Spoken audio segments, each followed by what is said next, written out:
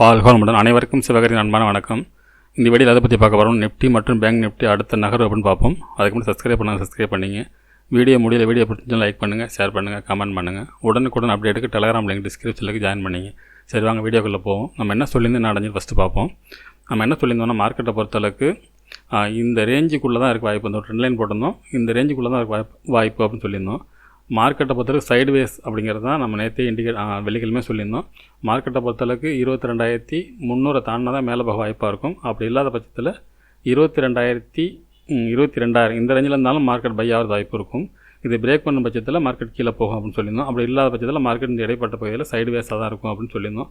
அதுபோல் நம்ம 2 லெவல்ஸும் கொடுத்துருந்தோம். பார்த்தீங்கன்னா 22,087 22,175 இந்த ரேஞ்சுக்குள்ளேயே மார்க்கெட் முடிஞ்சிச்சு. சரி, ஓகே. பேங்க் நிஃப்டி என்ன சொல்லியிருந்தோன்னு பார்ப்போம். ஃப்ரெண்ட்ஸ், பேங்க் நிஃப்டியாக நம்ம எல்லோ ஜோன் ஒன்று போட்டிருந்தோம். எல்லோ ஜோனை பிரேக் பண்ணால் மட்டும்தான் மார்க்கெட் கீழே போக வாய்ப்பாக இருக்கும். மேலே ஒரு ட்ரெண்ட் லைன் போட்டிருந்தோம். இது பிரேக் பண்ணால் மட்டும்தான் மார்க்கெட் மேலே, இதுக்கு இடைப்பட்ட பகுதியில் சைடுவேஸாக இருக்க தான் வாய்ப்பு அப்படின்னு நம்ம சொல்லியிருந்தோம். அதே தான் நடந்துச்சு. ஓகே, நாளைக்கு என்னமே நடக்க வாய்ப்புன்னு நிஃப்டிலேருந்து பார்ப்போம். ஃப்ரெண்ட்ஸ், நிஃப்டி சார்ட் வச்சுருக்கேன். ஃபஸ்ட்டு எல்லாத்தையும் ரிமூவ் பண்ணிடுவோம். இப்போ நம்ம டே கேண்டில் வச்சு என்ன மாதிரி மூவ்மெண்ட்ஸ் இருக்க வாய்ப்புன்னு பார்ப்போம்.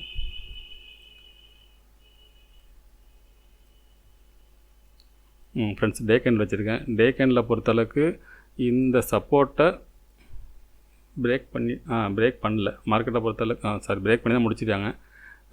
இப்போ 15 மினிட்ஸ் வச்சு என்ன மாதிரி மூவ்மெண்ட்ஸ் பார்ப்போம். இதுபடி பார்த்தீங்கன்னா மார்க்கெட் வந்து பேரிஸ் தான் இருந்தாலும் ஃபுல்லாக பேரிஸ்ன்னு சொல்ல முடியாது. எந்த லெவல்ஸ் வரைக்கும் பிரேக் பண்ணால் பேரிஸ் வரும்னு நான் சொல்கிறேன். இருங்க.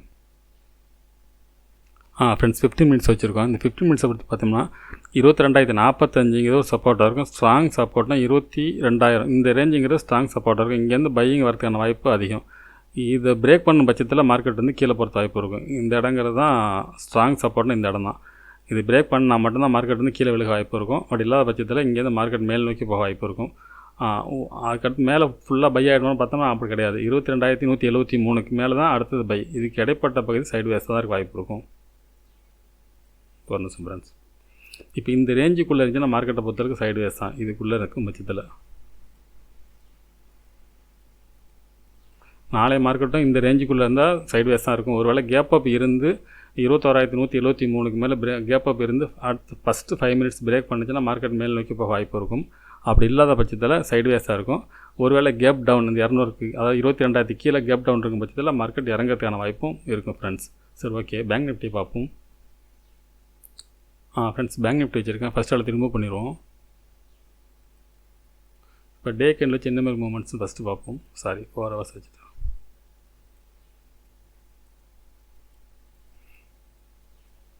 இப்போ பேங்க் நிஃப்டியை பொறுத்தளவுக்கு அதுவும் பேரிஸை இண்டிகேட் பண்ணுது. இருந்தாலும் இந்த டோஜோட கீழே போனால் மட்டும்தான் நம்ம வந்து டவுன் எடுத்துக்க முடியும். இந்த ரேஞ்ச் அதாவது 46,317 பிரேக் பண்ணால் மட்டும்தான் நம்ம டவுன் எடுத்துக்கலாம். அது வரைக்குமே இந்த சப்போர்ட் இருக்கிறது ஒரு வாய்ப்பு இருக்கும். ஃப்ரெண்ட்ஸ், 15 மினிட்ஸ் வச்சுருக்கோம். 15 மினிட்ஸ் கூட பார்த்தோம் அப்படிங்களா, 46,317 ஸ்ட்ராங் சப்போர்ட்டாக இருக்க வாய்ப்பு இருக்கும். இந்த இடமும் ஸ்ட்ராங்காக இருக்குது. இந்த ரேஞ்ச் வரைக்குமே ஸ்ட்ராங்காக இருக்க வாய்ப்பு இருக்கிறனால நம்ம என்ன பண்ணுறோம், ஏதாவது எல்லோ ஜோன் போடும். இந்த ரேஞ்ச் வரைக்குமே மார்க்கெட் வந்து இதில் திரும்பத்தான வாய்ப்பு அதிகம்.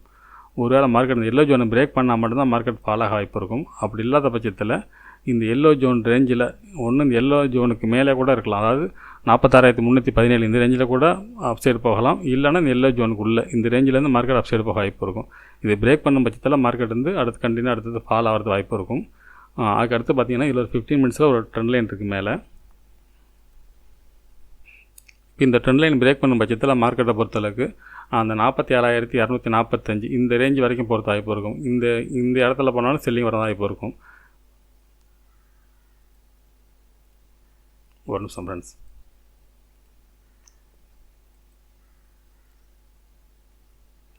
இந்த நம்ம டேயில் போட்டிருப்போம் ட்ரெண்ட் லைன், இந்த மேலே உள்ள ப்ளூ கலர். இதை தாண்டாத வரைக்கும் மார்க்கெட்டை பொறுத்தளவுக்கு இந்த இடத்துல அப்சைடு போனாலும் மார்க்கெட்டை பொறுத்தளவுக்கு இந்த இடத்துல செல்லிங் வர வாய்ப்பு இருக்கும். இப்போ பார்த்திங்கன்னா நமக்கு பொறுத்தளவுக்கு பையிங் வாய்ப்புன்னு பார்த்திங்கன்னா இந்த எல்லோ ஜோனில் மட்டும்தான் இருக்குது. இது பிரேக் பண்ண பட்சத்தில் மார்க்கெட் மேல் நோக்கி போக வாய்ப்பு இருக்கும். ஆனால் இந்த மிடில் ரேஞ்சில் இருக்க பட்சத்தில் மார்க்கெட் சைடுவேஸாக கூட இருக்கும். இந்த ரேஞ்சுக்குள்ளே இருந்துச்சுன்னா மார்க்கெட் வந்து சைடுவேஸ் தான். இதை விட்டு வெளில வரது கொஞ்சம் சிரமம். இந்த ரேஞ்சுக்குள்ளே அதாவது ட்ரெண்ட் லைனை பிரேக் பண்ணாலும் இந்த ரேஞ்சை தாண்டாத பட்சத்தில் மார்க்கெட்டு இந்த ரேஞ்சுக்குள்ளே தான் இருக்கும் ஃப்ரெண்ட்ஸ்.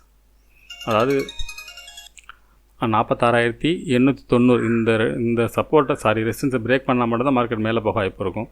ஆனால் மார்க்கெட் ஒருவேளை கேப் டவுனில் இருந்து இந்த இடங்கள் அதாவது 46,300 ரேஞ்சில் ஓப்பன் ஆனிச்சுன்னா இங்கே உடனே எடுக்கலாம். இந்த இடத்துல மார்க்கெட் மேல் நோக்கி போக வாய்ப்பு இருக்கும்.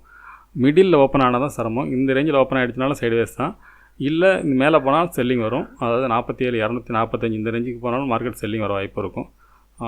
மொத்தத்தில் என்ன சொல்ல வரோம்னா மார்க்கெட்டை பொறுத்தளவுக்கு நாளைக்கும் ஒரு பெரிய சைடுவேஸாக இருக்கிறதுக்கான வாய்ப்பு தான் அதிகமாக தெரியுது ஃப்ரெண்ட்ஸ். ஓகே, ஃபின் நிஃப்டி எப்படி இருக்குன்னு பார்ப்போம்.